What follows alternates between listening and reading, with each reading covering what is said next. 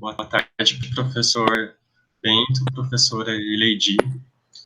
Nós estamos aqui hoje para começar mais um depoimento que nós do Arquivos Históricos do Centro de Lógica da Unicamp, junto com a professora Eleidi, temos coletado diversos depoimentos de geneticistas e pesquisadores para recuperar a memória do professor Newton Freire Maia. Isso faz parte de um projeto nosso, chama Memória Científica Nacional, Modernização dos Arquivos Históricos do CLE, que foi contemplado com os recursos do PROAC, que é um programa de ação cultural do Estado de São Paulo. Estamos aqui hoje com o professor Bento, então, gostaria que o senhor, professor Bento, começasse dizendo o seu nome completo, sua data de nascimento e o local do nascimento também. Tá certo. Meu nome é Bento Arce Gomes. Eu nasci em 21 de março de 1940. Eu nasci num local chamado Porto Felicidade, que está situado no coração da floresta amazônica em Mato Grosso do Sul. E nesse tempo eu me lembro, quando criança ainda, que a gente caminhava entre estradinhas e a gente não via o sol, porque estava coberto de árvores centenárias maravilhosas. Claro que eu, como criança naquela época, não valorizava tanto como valorizaria hoje. E se você hoje andar pelos lugares onde estou dizendo, você não vai ver uma árvore em pé. É tudo plantação, criação de gado e plantação de soja. Quer dizer, o mundo ganha em alimento, mas perde em substância. Perde. O dia que nós não tivermos mais nada, não adianta ter carne à vontade, não adianta ter soja à vontade, que não tem não tem quem consumi-los. Então, eu estive lá algumas vezes e sempre saí com muita tristeza, vendo aquele local onde eu vivia quando criança e como está hoje. Ali se chamava Porto Felicidade, porque era o centro da Companhia Mata e Laranjeira. A Companhia Mata e Laranjeira era uma sociedade tripartite: Brasil, Argentina e Paraguai. Eles produziam erva mate. E tinha um rio chamado Rio Amambai, por onde escoava toda a produção. E isso que eu me lembro, de vez em quando, da última vez que eu estive lá, eu tive até uma visão esquisita, havia um guri sem camisa correndo na beirada do rio. Era eu próprio, né? Estava imaginando. Era eu próprio. Era essa, tá certo? Foi mais do que deveria, né? Não, tá ótimo, professor. É muito triste mesmo essa situação que a gente está vivendo, né? As queimadas estão mais intensas do que nunca. Professor Bento, eu gostaria que o senhor falasse um pouco sobre sua formação acadêmica, que levou, como que o senhor fez essa escolha, como que foi sua graduação. Só vou dar uma olhadinha aqui, que a minha cola. Tá. Eu não me lembro, sabe? Mas eu fiz o curso de História Natural na Universidade Federal do Paraná. E esse é um curso muito extraordinário, porque te faz voltar tudo para o ensino das ciências naturais. Por exemplo, biologia, genética, embriologia, zoologia, botânica, e daí vai. Tudo que é ciências naturais fazia parte do currículo. Era um currículo maravilhoso, o curso era encantador, e eu havia já escolhido esse curso antes de entrar para a universidade. Antes de entrar para a universidade, eu conheci o professor Newton Freire Maia, que me deu um ânimo extraordinário de fazer esse curso, e então, quem sabe, poderia ingressar na equipe da genética dessa universidade. Certo? O curso que eu fiz, o curso de graduação em História Natural, curso de pós-graduação, mestrado em Genética Humana, pela Universidade Federal do Paraná. Isso, em 1970, concluí esse curso. Curso de pós-doutorado, não, curso de doutorado. Esse curso eu fiz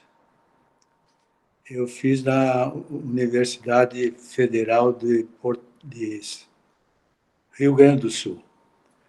Então, e depois eu fiz um curso longo de pós-doutorado na Universidade de Oxford,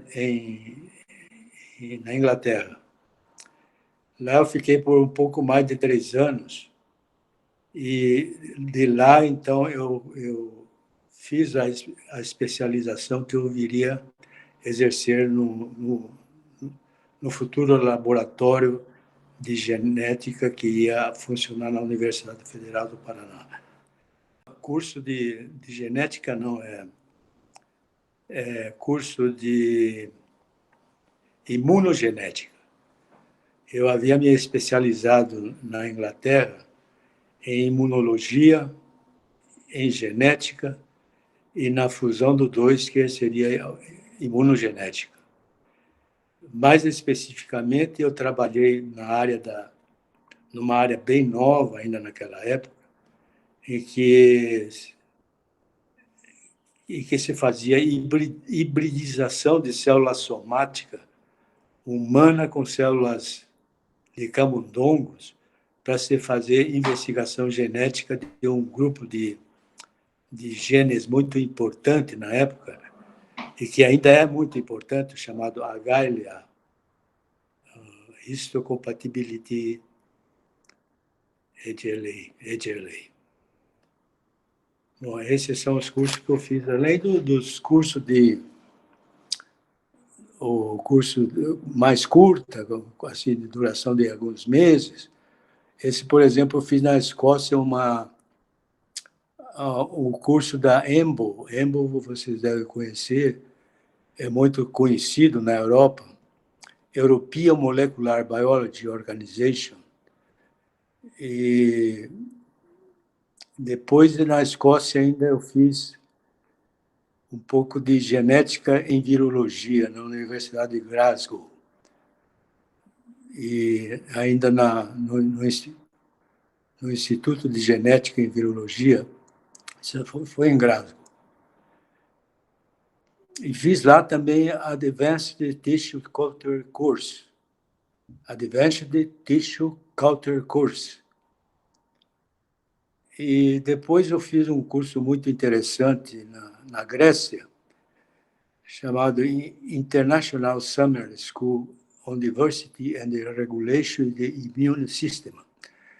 Nessa reunião estava nascendo a imunologia moderna. Nós discutimos várias teses, vários modelos, e na Grécia, um país maravilhoso, aquela praia maravilhosa, a gente andava em grupo com um professor, e ele, então, nos questionava sobre o assunto que nós deveríamos ter estudado à noite. E era um ensinamento muito, muito peculiar, né? Porque a gente ia andando 40 e pouco graus de temperatura, de vez em quando a gente saía do grupo e ia fazer um mergulho naquele mar transparente, onde a gente via peixes nadando. E fiz muitos estágios também. Um estágio que eu me lembro bem, eu fiz estágios que recebi treinamento intensivo em atividade de pesquisa e realizei os primeiros trabalhos científicos nesse estágio. O outro lugar que eu gostei muito de ter visitado, e fiquei por alguma semana, é o Laboratório de Imunogenética, o MEN, do Instituto Pasteur, em Paris. Esse eu fiquei quase um mês lá, e naquela época estavam se descobrindo naquele instituto o vírus responsável por AIDS. Então, até o meu amigo, o professor, me disse, vamos lá no laboratório do fulano, que ele acaba de descobrir a causa da doença chamada AIDS. E foi muito interessante, foi muito gratificante estar em Paris naquela época. Além disso, eu fiz muitos curso de extensão universitária. Nós adorávamos fazer esses cursos. Geralmente era à noite, ou então no domingo, ou então no sábado. Isso tudo levou a realmente se especializar profundamente na área da genética humana. Acho que daí a professora Eledi vai colocar umas questões que aí o senhor pode ir se aprofundando aí nos temas. Só gostaria de colocar uma coisinha antes da professora Eledi. O senhor disse que já conhecia o professor Newton Freire Maia antes de entrar na universidade? O senhor conhecia através de notícia, alguma coisa assim? Eu morava numa pensãozinha pertinho da universidade. Aí eu tinha um amigo que conhecia, ouvia falar do Newton Freire Maia, grande cientista brasileiro, talvez não, com certeza, o maior cientista que já viveu nesse país. Então, eu falei para ele, olha, me leva lá, me apresenta ele, eu quero conversar com ele, quero conhecê-lo.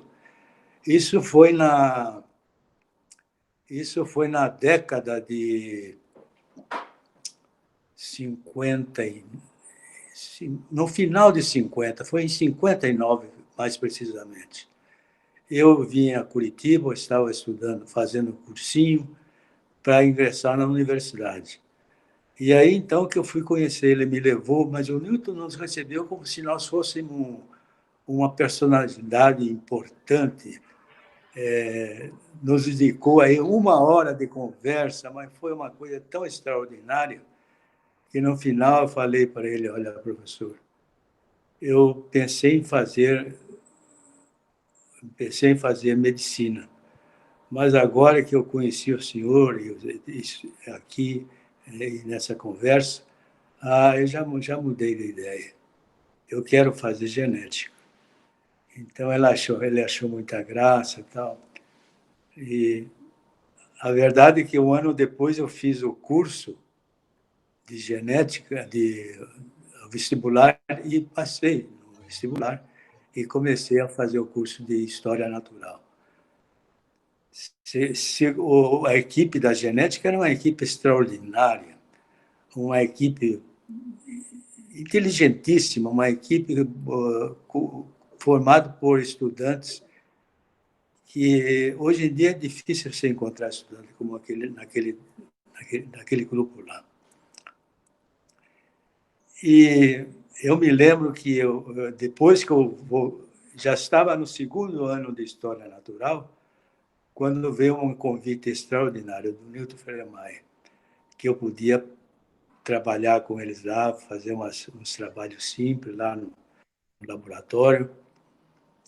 E aí, então, é que eu comecei a trabalhar ali. Isso deve ser no início da década de 60, provavelmente lá nos meados de 1962, 61, 62. E aí encontrei gente extraordinária, gente como a própria Lady Alice Chotard, era uma moça diferenciada, inteligente,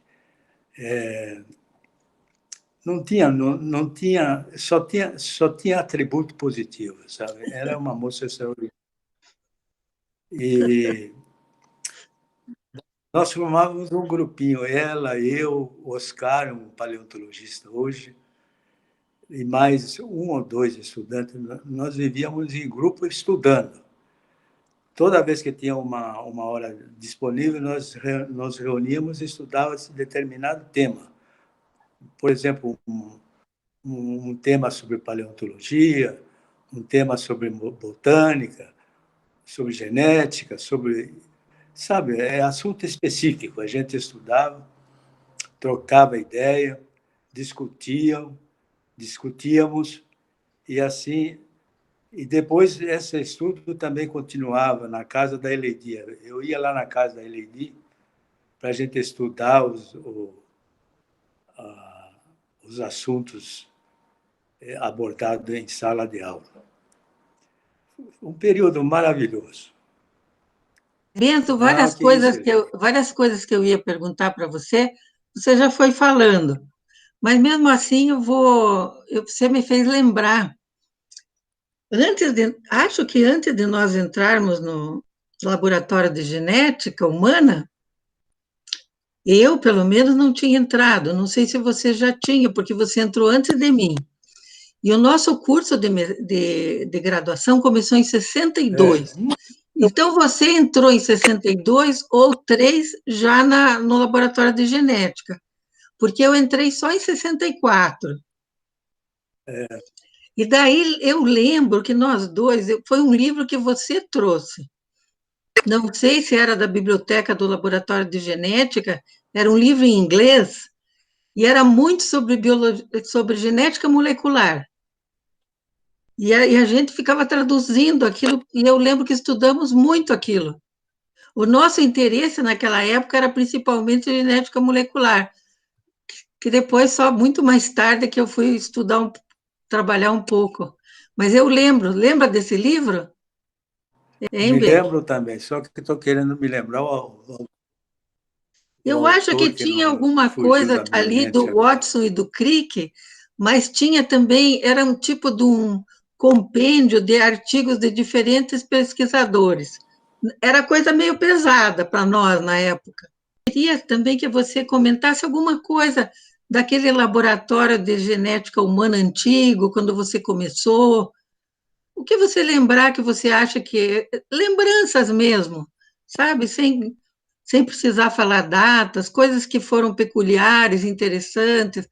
Também lembranças sobre o Newton, os professores da genética. Bom, você sabe, Eleni, que quando nós entramos na genética, havia já 3 ou 4 pessoas que tinham passado por lá. Eu costumava chamar de geração F1. Nós somos a geração F2, viemos depois. Então, eu me lembro que o Newton ele tinha uma capacidade de organizar os trabalhos no departamento. Então, tinha vários projetos, estava em andamento. Algum deles, eu estava envolvido num, você estava envolvido no outro, Naoko estava envolvida no outro, o moço lá, meu amigo lá, que está em São Paulo agora, como é o nome dele? O João Bosco. O João Bosco. O João Bosco era para nós já um pequeno Newton, porque ele fazia coisas extraordinárias, todos os trabalhos estatísticos ele fazia, e a gente tinha que muito aprender ainda sobre estatística. Ele já sabia. Então, foi a organização, o funcionamento do laboratório. Geralmente, a gente fazia toda semana, sábado de manhã ou de tarde, a gente fazia seminário. E vinha gente de fora para falar com a gente, discutir com a gente, assuntos que não eram diretamente relacionados com a genética. Por exemplo, a religião. Newton gostava muito de religião. Gostava muito de discutir com com vamos dizer, os entendidos em religião. Eu gostava muito. Por exemplo, aqui tinha um livro escrito por aquele francês. O Teilhard de Como é que Chardin. chama ele? Teilhard de Isso, Chardin. Teilhard de Chardin. O Newton era Teilhard de Chardin. O Newton era apaixonado por Teilhard. Então, ele convidou, inclusive, um professor de filosofia falar sobre isso no seminário da gente. Foi aí que eu percebi que o Newton sempre foi um cientista, mas religioso ardoroso, um religioso refinado. Ele não era um religioso qualquer. Ele tinha uma mentalidade religiosa que estava além da nossa compreensão, mas então ele trazia esse pessoal para fazer seminário e a gente ficava encantado também, porque Teilhard de Chardin é maravilhoso, né? É um poeta maravilhoso, no final da conta. Né? E praticamente assuntos de ciência, que era fácil dele convocar alguém para discutir com a gente, ele convidava para fazer um seminário. Eu me lembro de uma coisa desse daí, no sábado era tudo fechado, era proibido entrar. Então tinha o encarregado dele, o encarregado da faculdade, da universidade, o Juca, né? Acho que é Juca o nome dele, né? se é que eu estou certo. O Juca, então, ele subornava ele. Olha, Juca, toma aí R$10 e deixa aberto para nós um laboratório para nós estudarmos lá. Aí ele deixava aberto, nós pagávamos R$10 para ele, 10 cruzeiros, não era reais, 10 cruzeiros. E assim a gente frequentava o departamento de genética semana toda, sem interrupção, só os domingos. Mas, de vez em quando, aos domingos também tinha atividade, às vezes tinha atividade. Mas, normalmente, sábado, a gente estava fazendo seminário, isso já fazia parte do calendário do Departamento de Genética.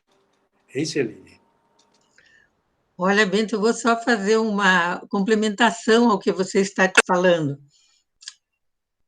Eu não sei se esse comportamento do Juca era assim sempre, mas eu acho que não. Isso foi a época da ditadura.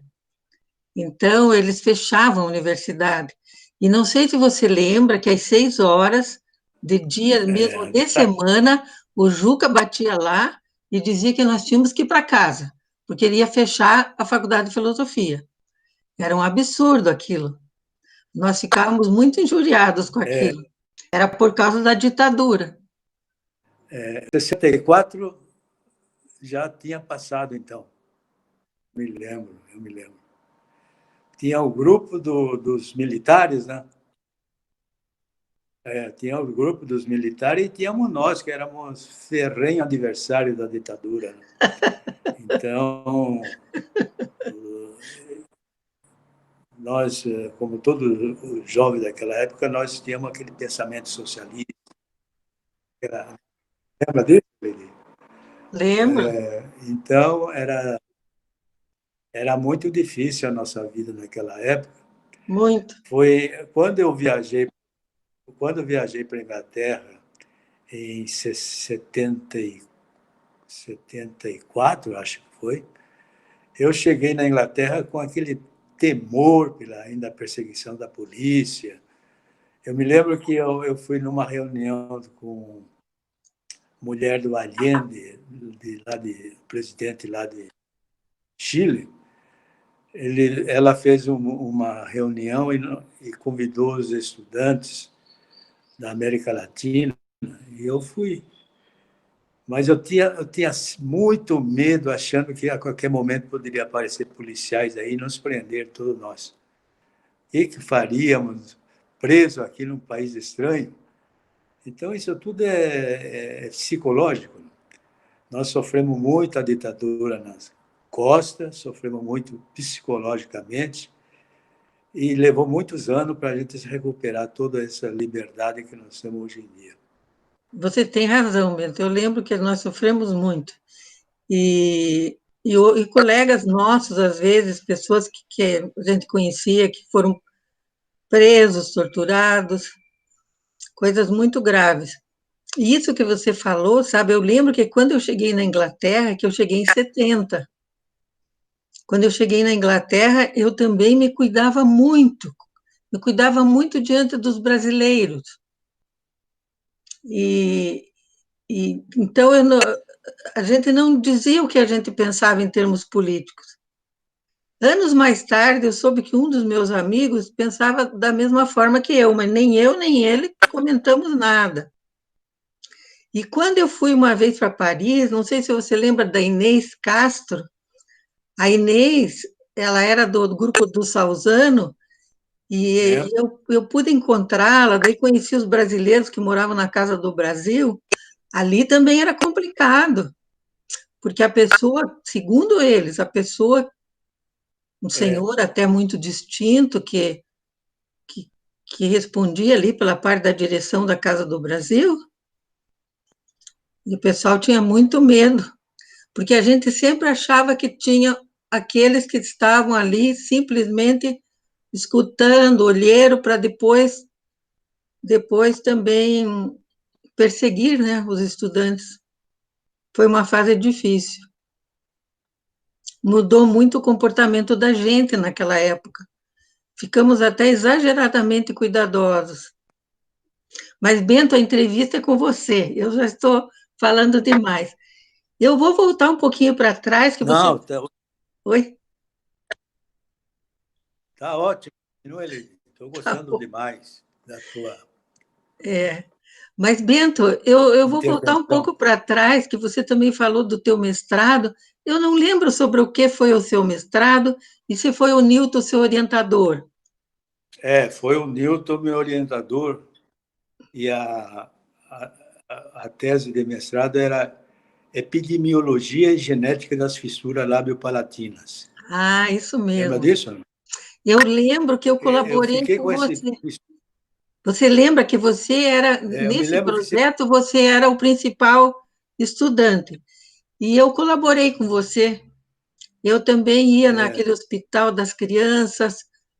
Eu me lembro até você olhando lá os fissurados, uma pesquisa que o Newton fez no sul de Minas Gerais, e nós separava todos os fissurados para investigar eles próprios e seus parentes. Então, eu me lembro que você era uma das pessoas que fazia esse serviço chato, por sinal. E você também ia no hospital lá da criança, né? A gente coletar lá os dados com criança com problema de fissura. Então, eu me lembro que quem nos guiava lá era um médico chamado Vasco. Vasco não sei de quê, mas era um jovem médico e muito dedicado a estudo, e ele gostava demais de trabalhar na área da gente, né? Eles achavam que nós tínhamos resposta para tudo. Genética responde tudo. É muito engraçado. Eu também, sabe, agora eu queria que você falasse um pouquinho mais sobre o seu estágio de pesquisa lá em Oxford, que você trabalhou com o Walter Bodmer, né? E eu lembro que você já estava lá, certo, em 74, sim. E quando eu estava lá em 70 até 72, eu também ouvi falar muito desse sistema HLA, porque o John Edwards, que era meu orientador, ele tinha muito contato com o grupo que trabalhava no Centro de Transfusão Sanguínea, e eles também trabalhavam. E a gente recebia muitas coisas, sabe,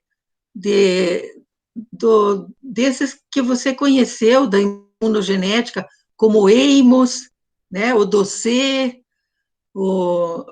Tinha um que tinha um nome da Dinamarca, que era Kierkegaard Nielsen. Então, eles mandavam, às vezes, os resultados. Eu tenho a impressão que a gente via alguma coisa em termos de ligação. Mas o que eu queria é que você... Esse trabalho que você fez, Bento, eu nem sei se você sabe, mas hoje há um tal de um sistema que conta todas as citações. Esse trabalho que você fez na Inglaterra tem quase 250 citações, você sabia? Tudo isso não sabia, não. Eu sabia que tinha citações já um pouco recentes, já era para ter esquecido, mas não foi esquecido. Mas eu não me surpreende essa quantidade enorme de citações que você está me dizendo. Você viu isso no Current Content ou em outra coisa? Não, é que hoje tem uns... Hoje as citações estão sendo muito usadas, às vezes, para quem pede bolsa de pesquisa, auxílio, essas coisas, sabe? Para eles classificarem, sei lá, a qualidade do trabalho. Então, há umas instituições que fazem isso. E eu quis saber um pouquinho sobre qual era o nome do seu trabalho, e daí eu entrei na internet, sabe? E eu vi que tem, acho que 237 citações, talvez tenha mais, porque conforme a plataforma, quer dizer, essa plataforma de informática, eles às vezes conseguem pegar certo número de citações. Tem o tal do Google Scholar, que às vezes pega mais. Eu noto, sabe isso? Então, às vezes é bom a gente saber que trabalhos da gente realmente estão tendo, assim, tanta, de certa maneira, tanta importância para outros fazerem seus próprios trabalhos, né? E você... Você lembra do... Pode falar. Não, pode falar, Lili. Não, eu nem sei o que eu Pode ia... ir adiante. Não, pode falar, Bento, é você que é o entrevistado. E você... Não, nós dois estamos sendo. Tudo bem. Está ótimo. Pode continuar. Eu queria que você falasse um pouco, assim, sobre... Eu acho que eu vou perguntar mais para frente, porque você, quando voltou para o Brasil, você, como eu, você fez aquele doutorado pela Universidade Federal do Rio Grande do Sul. Mas eu acho que qual o trabalho que foi da tua tese? Foi um de cardiopatia? Porque eu lembro que você trabalhou também com aquele médico chamado Dr. Benito Parolin. Isso. Parolin era o radiologista. Isso. O amigo meu grande lá, o odontólogo. Tinha um odontólogo que é o... Eu quero me lembrar dele agora, ele já morreu. Eu lembro. Lembra dele ou não? Lembro. É colega nosso também na de História Natural. Então, e Parolin e eu. Então, a gente se reunia toda noite para analisar os dados que estavam sendo coletados. A tese de doutorado denomina-se Investigações Radiológicas e Genética em consanguíneos normais de pacientes com fissura lábio-palatinas. Isso a gente, naquele tempo, não tinha tomografia, né? E nós usávamos um aparelho meio rústico que trazia também cortes de diversas regiões do palato mole e do palato duro.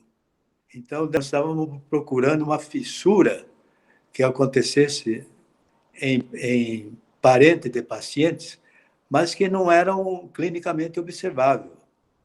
Só era possível através de radiografia.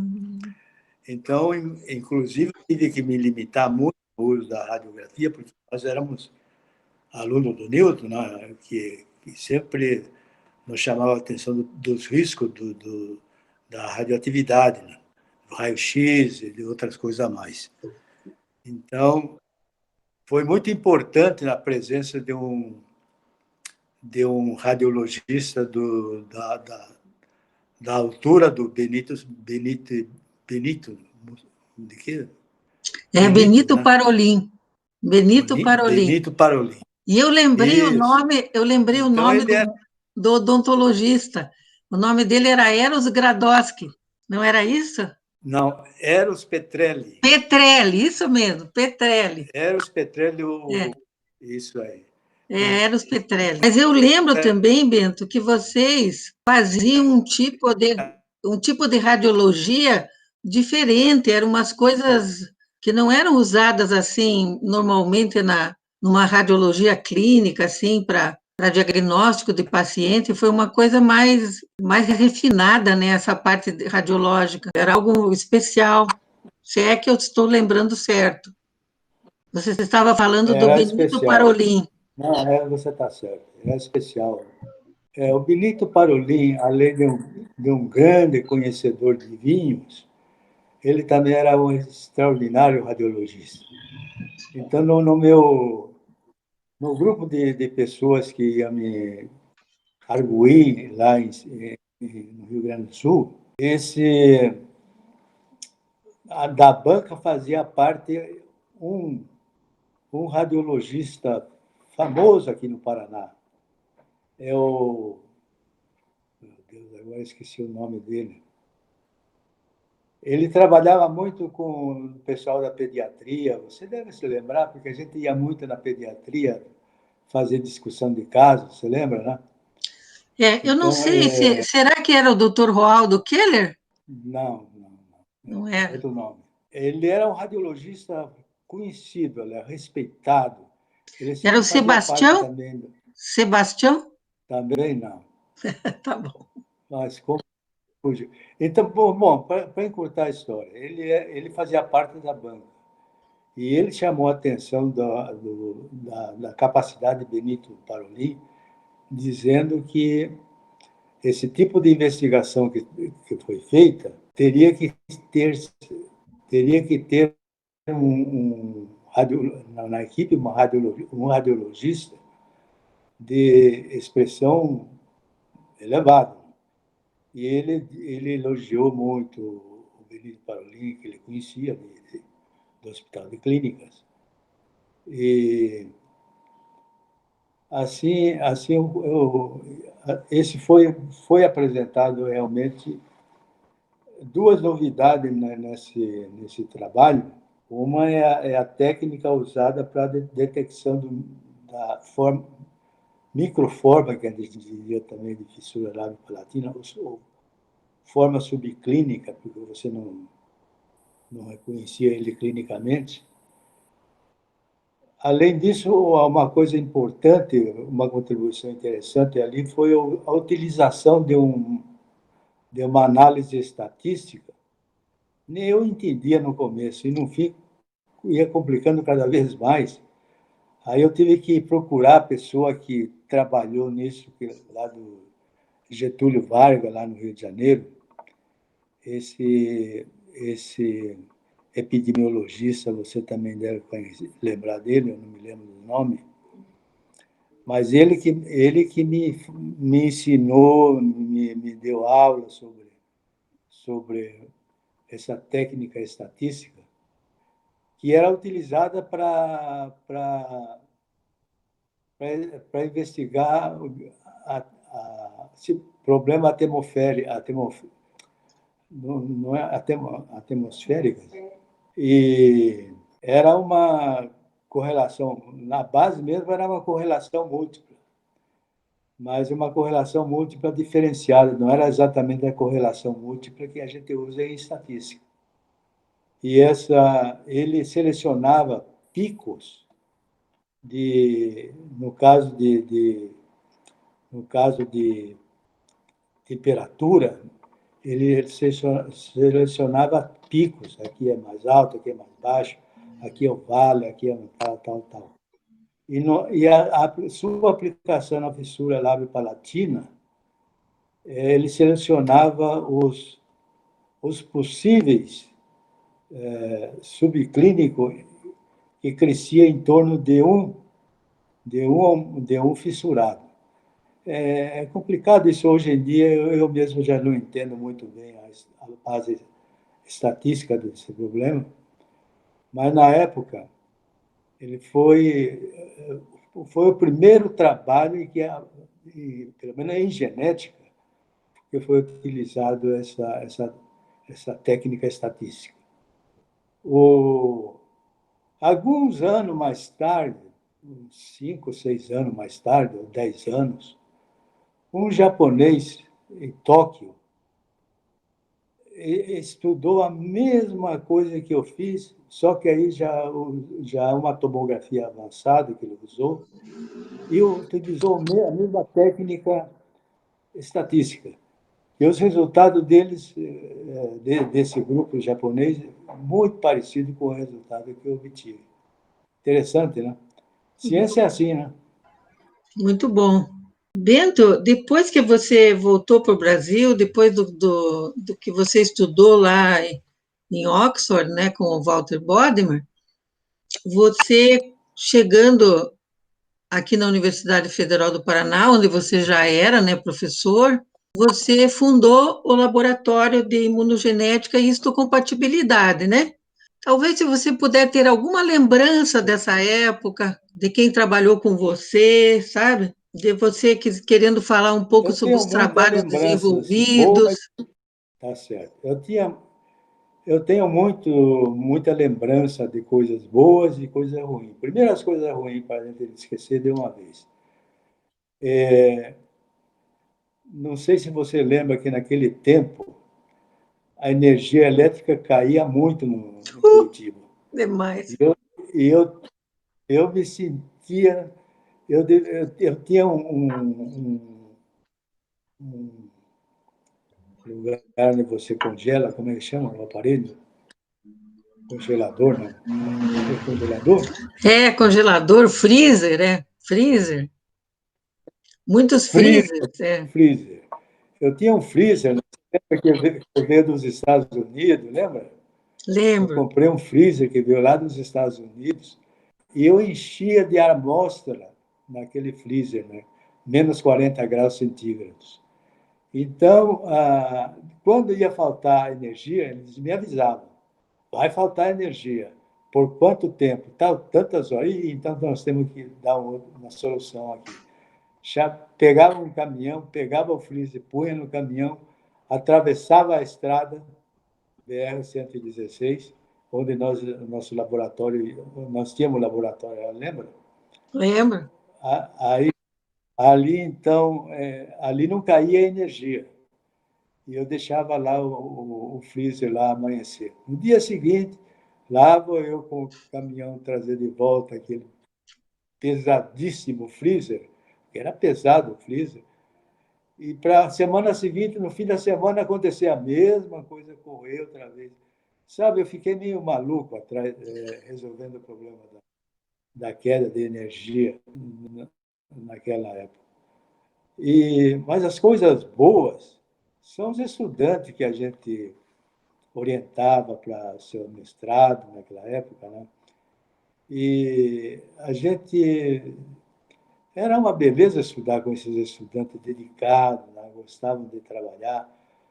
Eu tenho filhos intelectuais, científicos, vamos dizer, em alguns lugares, principalmente lá no Maringá.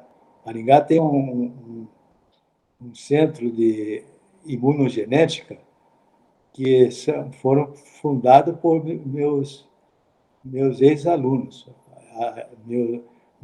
que eu orientei a tese deles. Eu me lembro até aquela Tussuneto, lembra do Tussuneto? Luísa Tessuneto. Luísa. Isso, ela. E o rapaz era Ricardo Moliterno. Ricardo Moliterno, Ricardo Alberto Moliterno. Ele também era dedicadíssimo. O Ricardo, ele estudou a cromoblastomicose. Ele estudou a suscetibilidade genética à cromoblastomicose. Essa é a tese da professora Luísa. Da Luísa. Eu acho que ele estudou hepatite viral A. Isso. Eu andei fazendo uma pesquisa sobre isso. Bento, eu andei pesquisando um pouco sobre a tua vida. Então, houve um surto aí em Paranaguá. É mesmo? Tomara que seja coisa boa, né? Não, é o nome dos seus orientados, que eu fui lembrar, que eu não lembrava. Ah, tá. O Ricardo, por exemplo, ele estudou, houve um surto de virose tipo A lá em Paranaguá, e ele mais um farmacêutico, ele era farmacêutico, mas estudava, né, ele trabalhava nessa área de epidemiologia. Então, ele naturalmente ia fazer parte da nossa equipe. Sempre a gente chamava alguém na equipe que seja especialista no assunto que você está trabalhando. Então, esse trabalho também foi muito interessante, porque nós encontramos ali uma associação com o antígeno HLA, e essa associação foi confirmada por um grupo que trabalhava ou trabalha ainda, certamente, na Faculdade de Medicina de Ribeirão Preto. Então, eles confirmaram os nossos resultados aqui entre a população de Paranaguá. Tem mais algum outro interessante, mas esses é que me lembro bem. Bom, você também tem a Maria da Graça Bicalho. A Maria da Graça Bicalho, coitada da Maria da Graça, como trabalhava, e ela tinha criança para cuidar, criança novinha, são os filhos novinhos, e eu puxava muito, acho que eu dava muita responsabilidade para ela. Hoje eu não faria isso, mas na época acho que eu puxava muito o trabalho, mas ela não ligava muito. A hora que era para ir embora, levantava e ia embora, e pegava os filhos, levava para a escola. Mas ela é uma pessoa extraordinária também, uma pessoa diferenciada. Tanto é que ela assumiu naturalmente a posição do chefe do laboratório, quando eu me aposentei. Então, está em boas mãos, cresceu extraordinariamente o laboratório, hoje já nem reconheço mais, é enorme o laboratório, você sabe, porque acompanha isso de perto. Então, graças a uma líder importante, que é a Maria da Graça, o laboratório só desenvolveu, para minha alegria. Bento, não sei se você lembra, eu acho que foi um pouquinho antes de você fazer esses trabalhos com HLA, que você também orientou o João Carlos Marques Magalhães num trabalho de isolado, lá de Guarapuava, eu acho. Não, Guarapuava não, Guaraqueçaba. Lembra disso? Guaraqueçaba. Isso. Guaraqueçaba. Lembro. Eu fui chefiando um grupo. Caran estava no grupo. Maria Luísa estava no grupo. Todos os professores importantes já. Né? Então, tinha mais um moço, eu não estou me lembrando do nome dele, mas fomos um grupo relativamente grande. Uma turma grande. Tinha um rapaz, um moço, eu acho que até estudou com você, eu não sei com quem que ele... Mas ele era muito dedicado, ele também fazia parte desse grupo. Então, nós fomos em Guaraqueçaba, ficamos lá um mês, levantamos toda a ilha, ilha não, é quase ilha, né? Península, acho. Levantamos todos os pescadores, o pessoal que vivia nessa região, e o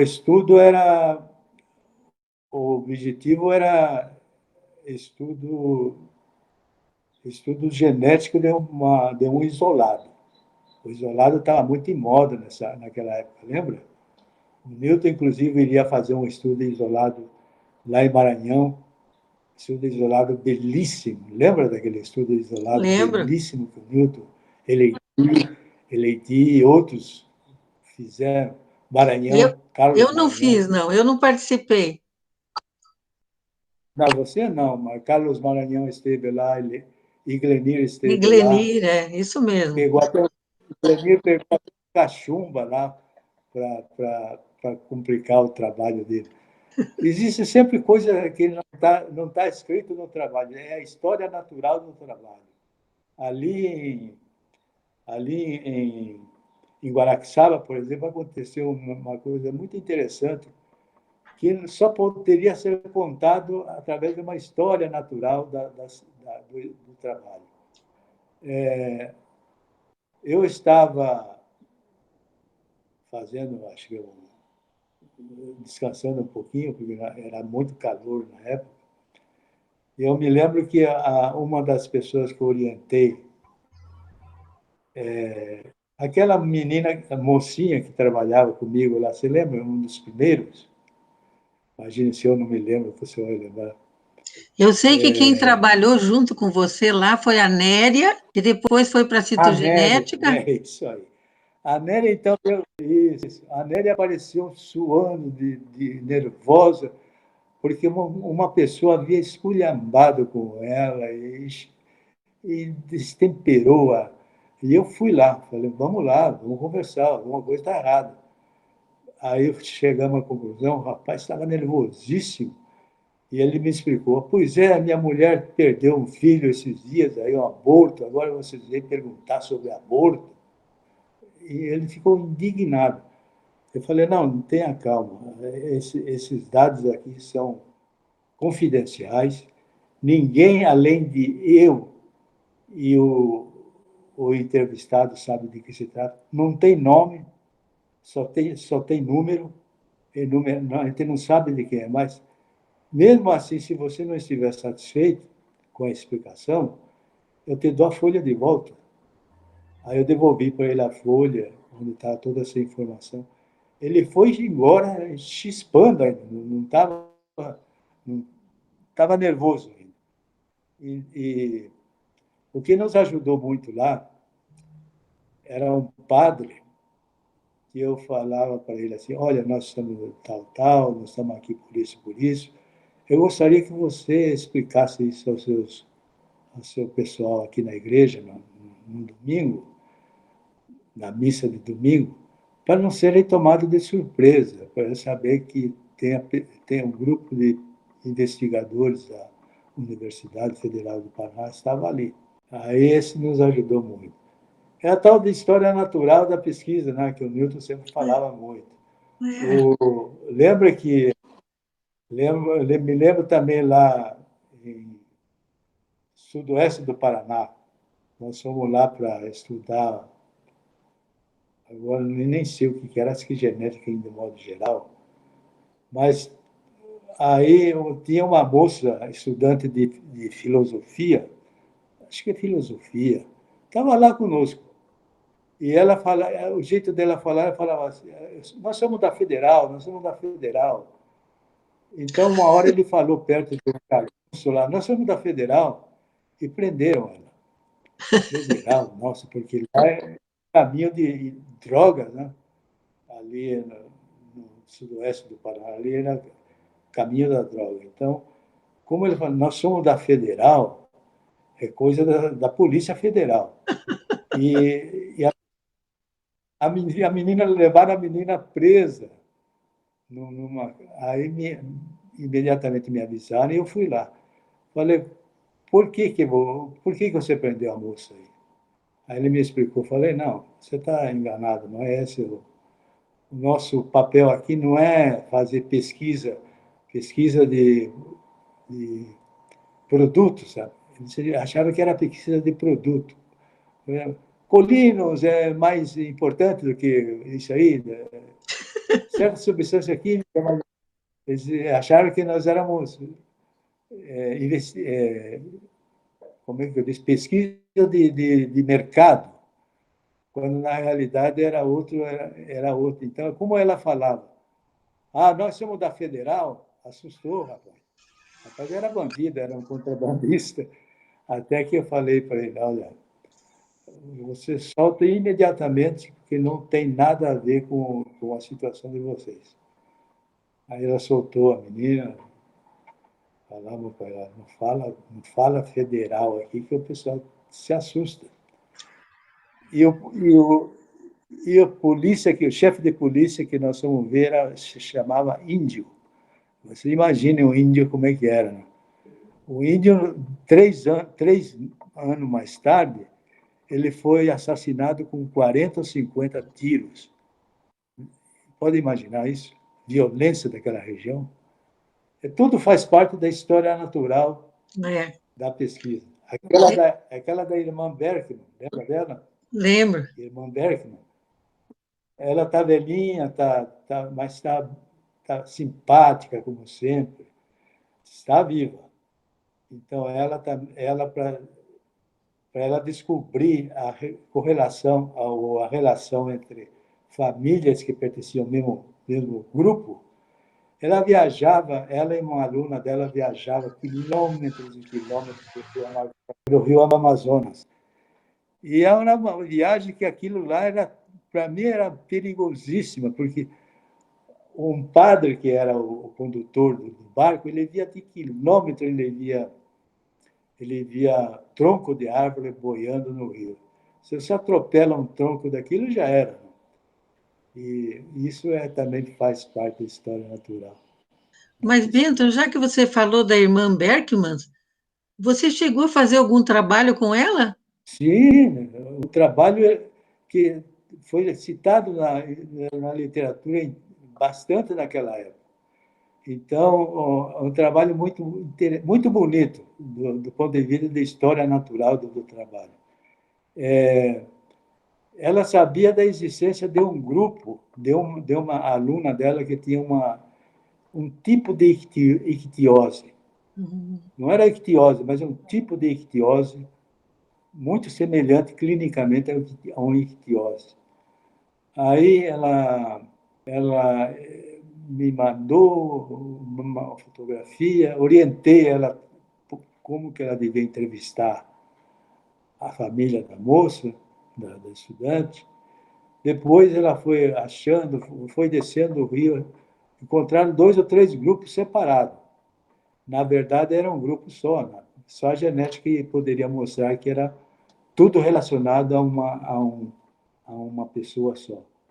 Lá nós levantamos 3 ou 4 gerações, e lá na primeira geração a gente via que realmente toda a geração futura estava ligado a ele.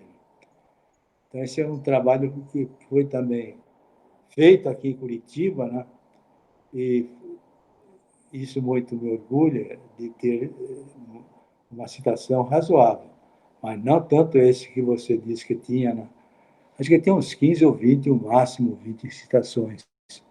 Mas isso para mim já era muito bom. Eu gostei de você lembrar da irmã Berkman. Bento, ali, quando você falou de Guaraqueçaba, você falou de um moço que era muito fino de tratamento. Eu tenho a impressão que era o Muniz, né? Agora tem quem sabe, esse nome não me é estranho. Milton Muniz, Milton, que depois foi ser professor lá em Santa Catarina. Ah, é verdade, Milton Muniz, Santa Catarina. Casada com uma moça. De onde era a moça? Eu não sei se eles eram de Mato Grosso ou se eram. Eu sei que o Muniz era de Goiás. Ou de Minas Gerais. Era de Goiás. Ah, isso mesmo, Goiás, tem razão. Eu sei que o Muniz, nós fomos como é que chama a cidade lá do Santa Catarina, lá, o capital lá, Florianópolis? Capital? Florianópolis? Florianópolis. Nós fomos no carro do Muniz. O Muniz tinha um Fusca que ele freava com o pé. Ele não tinha freio. Então, ele subia, descia, ele praticamente perdia um sapato, porque tinha que estar freando. Falei, olha, Muniz, nunca mais me ponha nesse carro. Eu só fui porque nem sabia onde estava.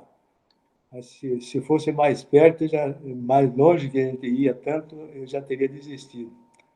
Mas ele era terrível. Ele fazia coisas que você não acreditava.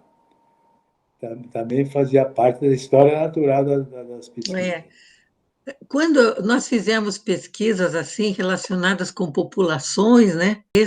Essas eram pesquisas que permitiam mais que acontecessem esses assuntos. Aquelas pesquisas em que a gente pegava o sangue, por exemplo, na Secretaria de Saúde ou em outro órgão, eram pesquisas assim que você levava o material para o laboratório e fazia pesquisa no laboratório. Então, perdia-se esse contato pessoal. Esse contato pessoal é que dava muita história. Era bem interessante. Verdade. Mas, Bento, Aquela... Bento, eu logo vou terminar as minhas perguntas. Eu com isso de eu ficar procurando, né, algumas coisas sobre você, eu também achei algo bem interessante. Por exemplo, hoje nós estamos aqui reunidos por causa do arquivo histórico lá de Campinas. Tem vários arquivos históricos e tem um com o nome do Newton.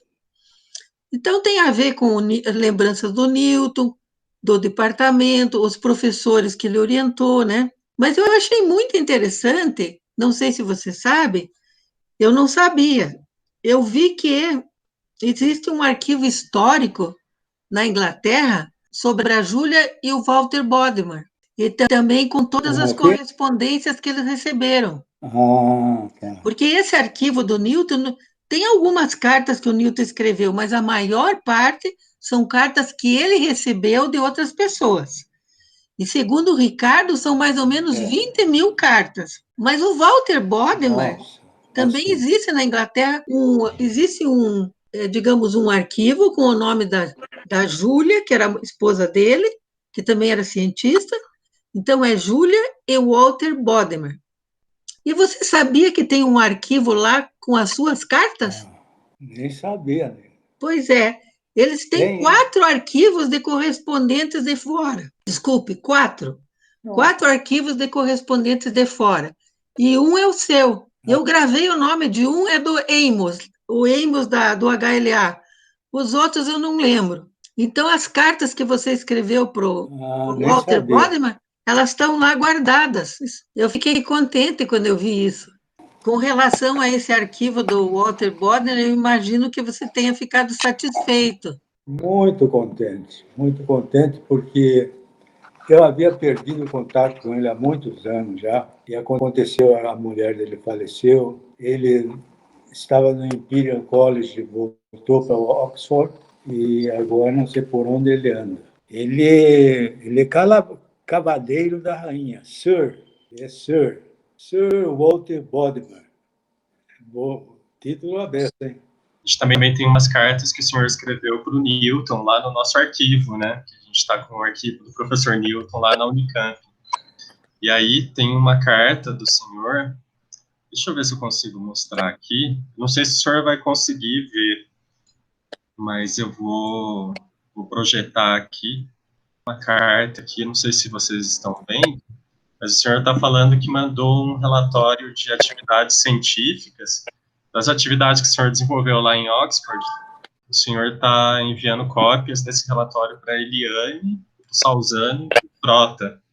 E sobre o Salzano, também tem uma outra carta aqui. O senhor enviou esse relatório para o Salzano também, né? E aí eu estava vendo as suas cartas, vou colocar aqui. O senhor coloca assim, uma carta que o senhor escreveu para o professor Newton e para a professora Lady. O senhor disse que o senhor tem trabalhado que nem um doido. Para vocês terem uma ideia, uma escala internacional, isso equivale a mais ou menos 0,1 Salzano, o que é trabalho à beça. Eu fiquei pensando se o senhor teria alguma coisa para falar para a gente sobre o Salzano. O Salzano trabalhava muito intensamente, pelo jeito, ele devia ter um ritmo muito agitado. É isso? Entendeu bem? O senhor quer que eu repita? Você está falando... Eu que não leio com muita clareza. Tá. Viu, Ricardo? Que realmente a imagem está bem ruim, porque essa daqui é uma foto só, não é uma imagem digitalizada, né?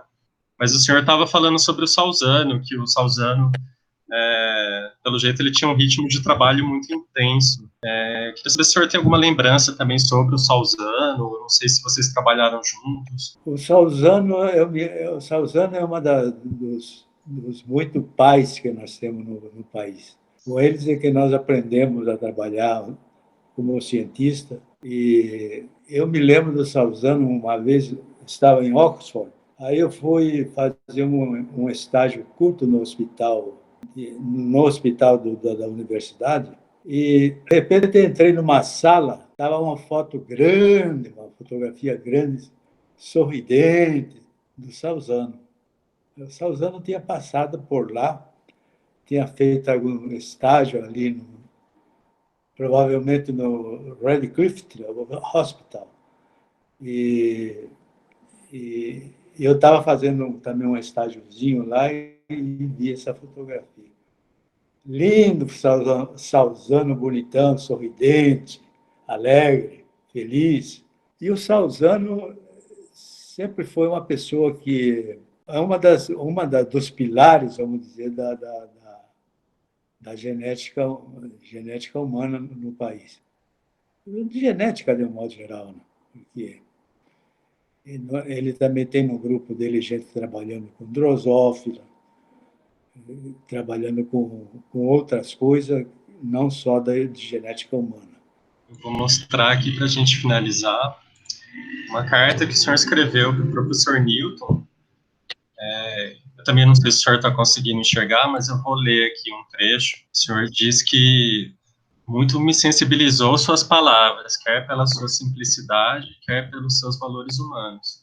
Não me exprimo em nome da turma, mas creio que, mais uma vez, ela sentiu, como tantas outras vezes, a afirmação daquela mesma amizade serena, tão confortativa para todos nós.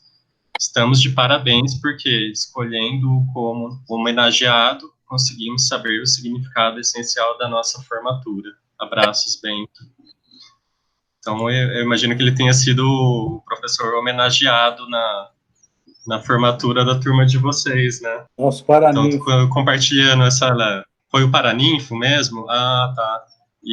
Então, era uma formatura da turma de vocês, né? Do professor Eleidi, do professor Bento. O senhor lembra da ocasião, então? Sabe o que, Bento? Eu lembro que nós acabamos tendo uma colação de grau de uma forma diversa, foi em 1965. Eles reuniram todos os cursos da universidade, ali num salão enorme.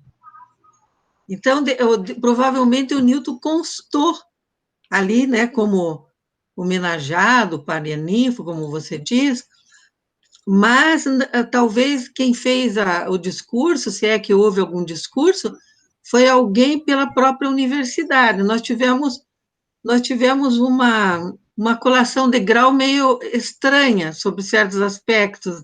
Não sei se você lembra. Eu acho até que o Newton talvez estivesse em Portugal fazendo trabalho de leiria. Não tenho certeza. Mas você escreve uma carta de Curitiba para ele. Ele devia estar fora. Não sei se talvez tivesse em Boa Esperança. O professor tinha mostrado ali uns documentos para perguntar da Eliane, do Salzano e do professor Newton. Então, eu gostaria de saber se o senhor quer acrescentar alguma coisa sobre o professor Newton, alguma lembrança. O senhor fica à vontade, se o senhor quiser colocar mais alguma coisa, em geral também, sobre a sua carreira. O do Newton eu tenho muita lembrança, muita mesmo, lembranças agradáveis. Nunca tive dissabor com ele, nunca. Sempre tive a alegria e a satisfação de ter contato com o Newton. Newton sempre foi uma espécie de pai científico de todos nós. Deixar aqui o meu abraço para o Newton, porque o Newton ele viverá sempre enquanto eu estiver vivo, ele também estará vivo em meu coração. Tenho só a satisfação de me lembrar das horas boas, e foram muitas, que nós passamos juntos. O Newton era o tipo de pessoa que ele se dava bem com qualquer tipo de pessoa. Ele se igualava com as pessoas na hora que vai conversar, na hora que vai dar umas ideias, receber uma ideia. E ele sempre teve muito, muito respeito por todos nós, muito respeito no trabalho, na vida de um modo geral. Do Newton só tenho essa lembrança boas e sempre terei essa lembrança boas. Obrigado por essa oportunidade. Fiquei muito feliz de participar e me fez lembrar de pessoas cujo nome nem me lembro mais, mas que as atitudes dessas pessoas vieram povoar a minha mente outra vez depois de tantos anos, vamos dizer, de esquecimento, entre aspas. Obrigado. Eu que agradeço, professor, fico muito grato pela participação do senhor, e o senhor está contribuindo muito para o resgate da memória do professor Newton e para reforçar também a memória da história da genética no Brasil. Então, fico muito grato, e professora Eleidi, se quiser complementar, fique à vontade. Eu quero agradecer muito, viu, Bento, pela sua participação, pelo tudo que você falou. Você também reavivou minha memória, contou algumas coisas que eu também não sabia. E quero agradecer também a Neiva, que contribuiu para que nós pudéssemos ter essa entrevista. Fiquei muito feliz com a entrevista. Obrigada. Obrigado a você, Eleidi. Muito obrigado. Obrigado, então, professora Eleidi, professor Bento. Uma boa tarde para vocês, bom fim de semana. Obrigado, Ricardo. Boa tarde.